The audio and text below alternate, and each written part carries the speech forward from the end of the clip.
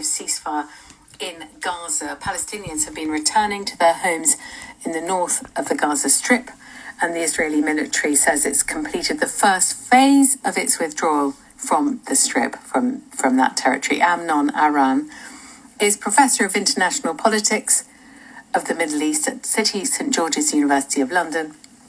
Amnon, if I may, bring us up to date where we are and the prospects for peace and this ceasefire holding, if you would, first. Thank you. Good evening, Rachel. I think at the moment where we are at is that the ceasefire has come into effect. The Israeli army, as you said, has withdrawn to the lines that were agreed upon in the agreement.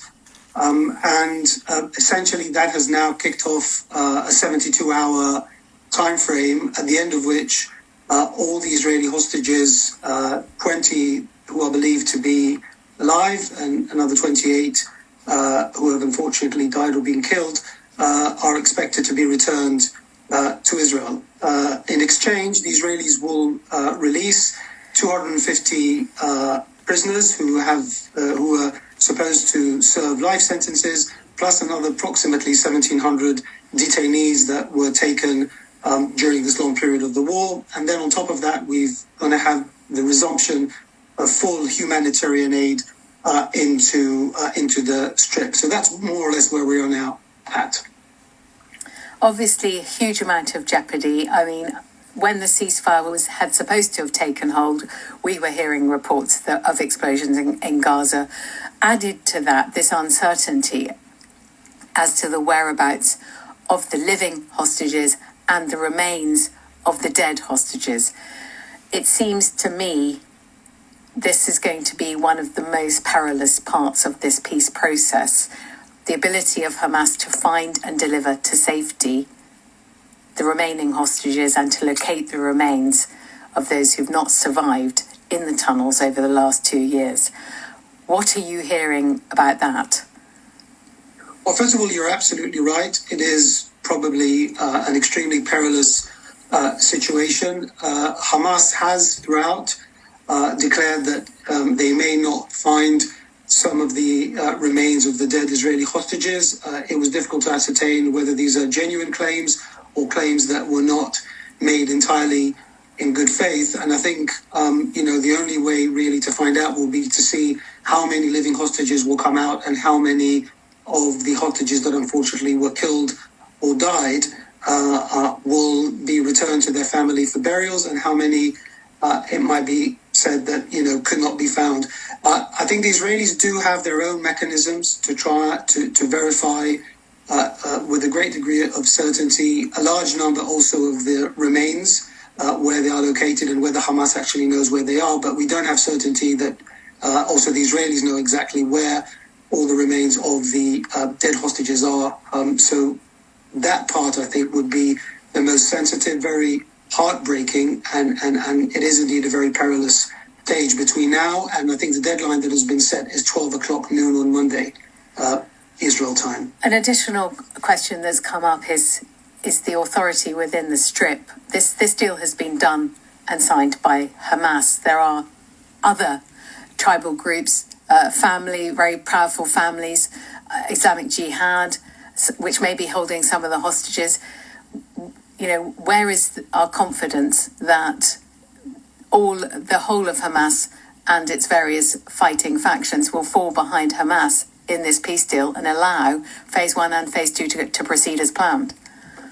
So I think the confidence that we have in phase 1 is the massive diplomatic and political envelope that is assembling behind this very first phase. We've got President Trump, we're told, is going to travel to the Middle East. He's going to have a very short stay in Israel. Then he's going to fly to Cairo and preside over a very wide assembly of Arab states, but also non-Arab Muslim majority states such as Turkey, obviously, and potentially even Pakistan. But definitely there are 3 states that are absolutely crucial, apart, of course, from the United States and Israel, and those are Egypt, Qatar, and Turkey. And it seems to me that this huge show of diplomatic force will at least suffice to guarantee phase 1.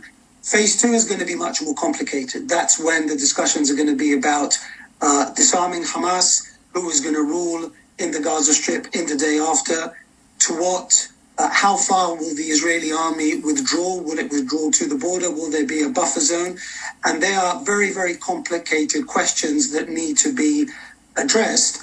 And at that point, I think the difficulties may well arise. At the moment, the only assurances that we have is the very strong and clear commitment by President Trump and also of the three key interlocutors, Turkey, Qatar, and Egypt. And I think really, and the fact that both Israel and Hamas agreed to sign the dotted line, which is something that they did not agree to do so previously. So that's as far as our assurances go, but we will really have to see how things develop, assuming that phase one is successfully complete. Now, I'm just going to finally ask you to speculate a little bit about any transitional authority and who might be placed in charge. I mean, I'm reading that Blair has been given the thumbs down, Trump has been given the thumbs up. Who on earth could be placed pro tem to run Gaza? Who could be palatable to both sides? So I think at the first instance, it will have to be some kind, or it might be some kind of technocratic government, which is not formally affiliated, say, with Hamas or with Islamic Jihad, or for some of the other Palestinian factions for that matter, but actually is affiliated informally. In other words, the Palestinian organizations may agree to individuals that they may have confidence in, although they're not officially part of their apparatus, and that might provide an exit ramp for the Israelis to say, look, you see, Hamas is not back in power. And I think that might be the deal that could be reached, just to say, okay, we have managed to complete phase number 2. Then there is the huge question of disarming Hamas from its arms. And the worry for Hamas will not only be the Israelis, it will actually probably a lot of the competing factions which you mentioned in the Gaza Strip. Hamas has enemies in the Gaza Strip as well. There will be several political rivals, but also ordinary Palestinians who would be very angry with Hamas of launching the 7th of October attack and bringing this unprecedented catastrophe on the Gaza Strip. So the disarmament of Hamas and it giving up its weapons is as much as an internal issue and perhaps in the immediate future even more of an internal issue than it is one vis-a-vis Israel. I think that will be the tricky part, and I think there will be some sort of mechanism where some of these interlocuting states may be able to provide security insurances to Hamas, maybe depository of weapons, or some sort of mechanism, again, that will enable everybody to get on their exit ramps and agree to the deal. Having said that, the second part of this deal will be the most difficult one to actually accomplish. It's been wonderful to get your insights into what's going on. Thank you so much for joining us tonight on LBC. Amnon Aran, Professor of International Politics of the Middle East at the City St George's University of London. Right, straight back to your calls on